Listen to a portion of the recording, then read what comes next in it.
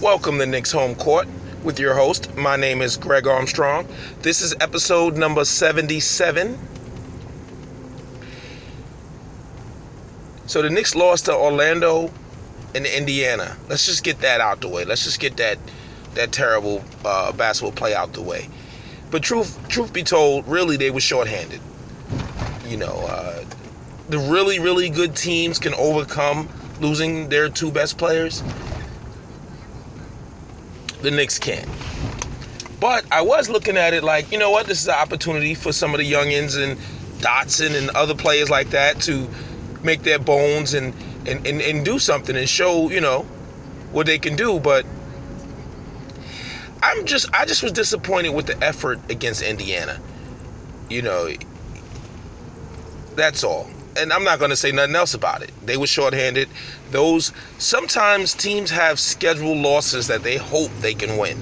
San Antonio used to do it all the time. Sometimes they would sit all their best players, Tony Parker, Tim Duncan, and Ginobili. Sometimes they would sit all three of them and still win the game. Because you know what? The coach is like, we're a basketball team. Whoever's out there, we got to pick it up. But in reality, especially a young team, they're going to struggle. So that's basically what happened, And I've been a little busy. That's why I haven't had a chance to put up a podcast. So I'm trying to do this now. And the game against Memphis, I'm glad we won the game.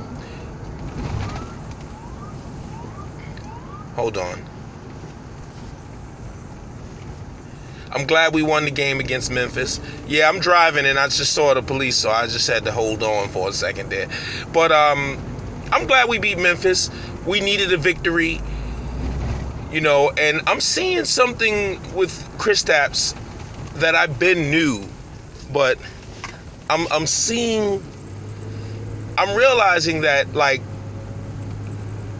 first of all, there was times where they were coming down and just giving the ball to Kristaps every single time.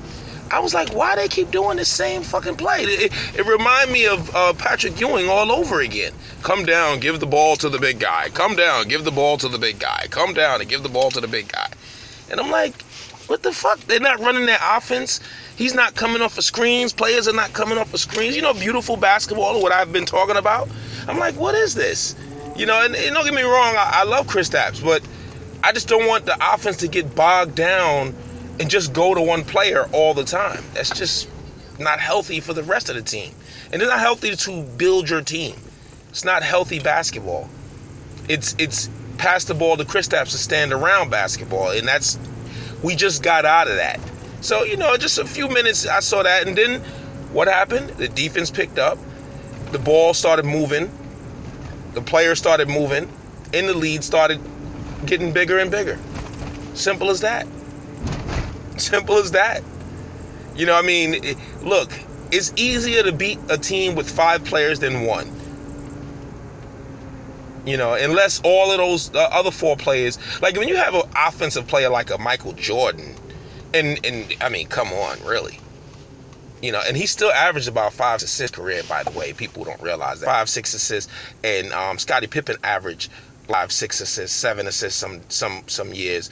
So between the two, they were like the point guards on the team. So somebody had to be getting the ball if they were averaging those points. Just wanted to put that out there.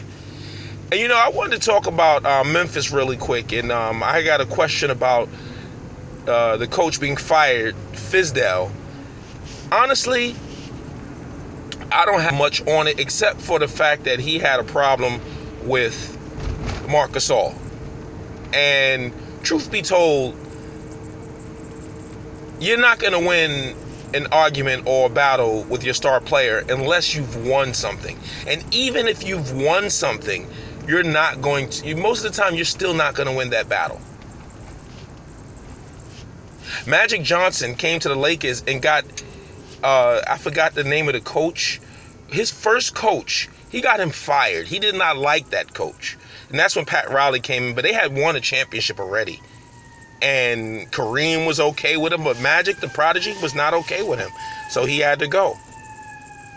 See, only in New York, it's early in the morning, fire trucks. This is crazy. Anyway, so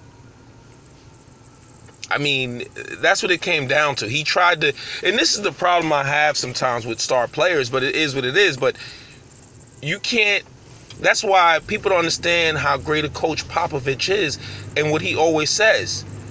He thanks Tim Duncan and Parker and all those great players for allowing him to coach. No matter what, if Tim Duncan was like, yo, fuck Greg Popovich, he's getting fired. Don't think it. The talent will always get the coach fired. Always. That's why he thanked them for.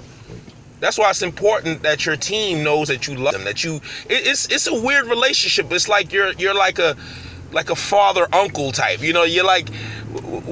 I watched that show Claws, and they call him Daddy Uncle. Some real weird incestual shit, but.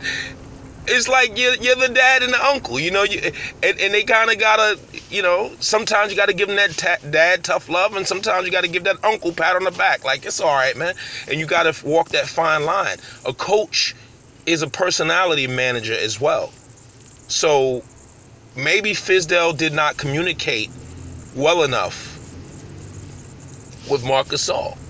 Maybe that's what it was. Maybe Marc Gasol was being an asshole. You know, I mean, another good example is, you know, then you have old school way of disciplining and you have the new school way of disciplining, which the old school way of disciplining is tough love. You suck, sit your ass right next to me. You playing like shit, that kind of tough love.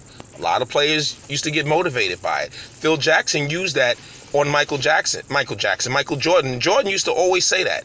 Jordan used to always say, Phil, no matter what I did, Phil would always point out something I didn't do right and push me to be better and better. But Mike was that ultra competitive, so if you told him he sucked, the next day he's dropping 60. But in the new millennium, if you tell players they suck or they're not playing well, they're going to sulk. They're going to sulk. And doesn't mean they're soft. It's just that's just not how we raise this new generation. You know, we raise this new generation with participation trophies and pats on the back.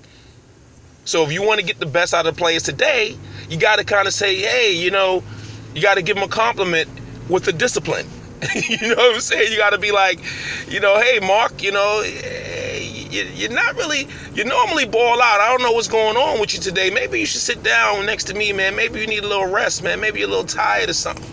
You know, I know you can kill them out there. They can't fuck with you, but, you know, you got to jump through hoops, basically, to discipline players nowadays.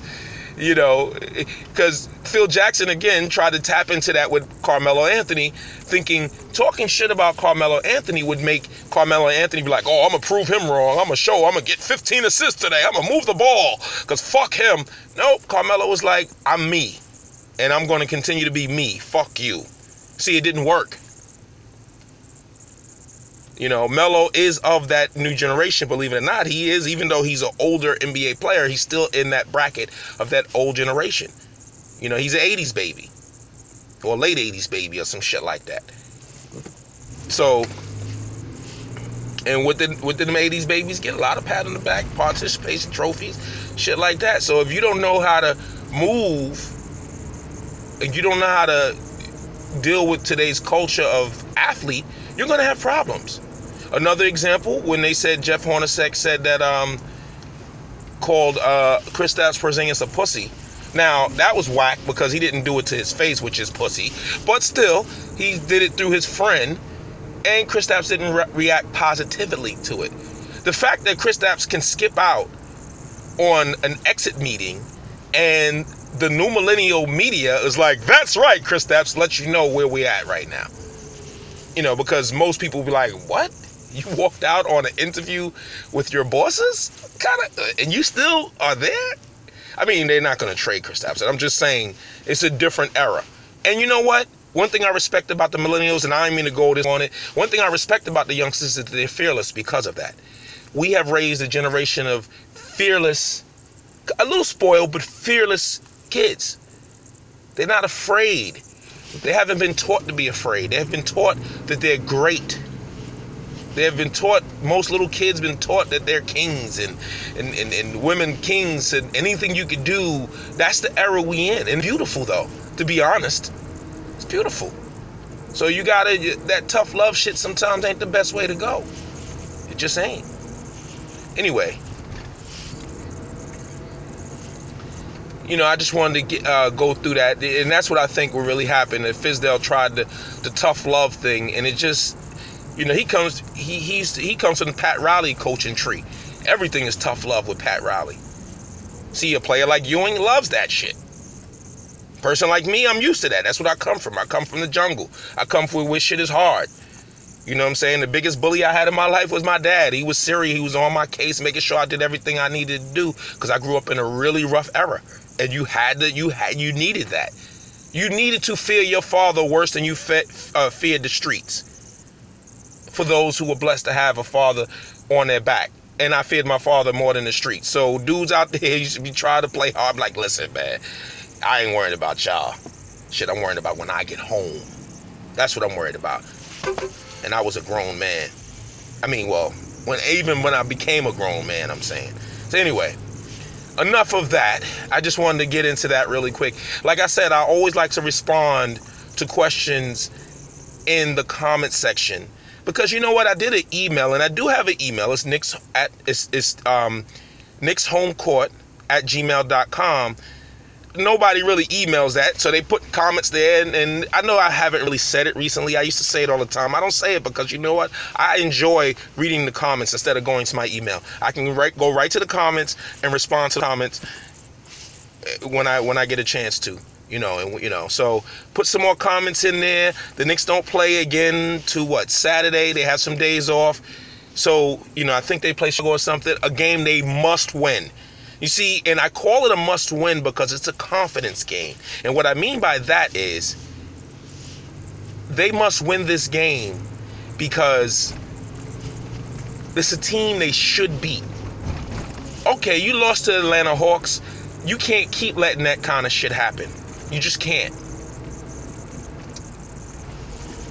You cannot keep letting that shit happen. You cannot keep losing to these bullshit ass teams.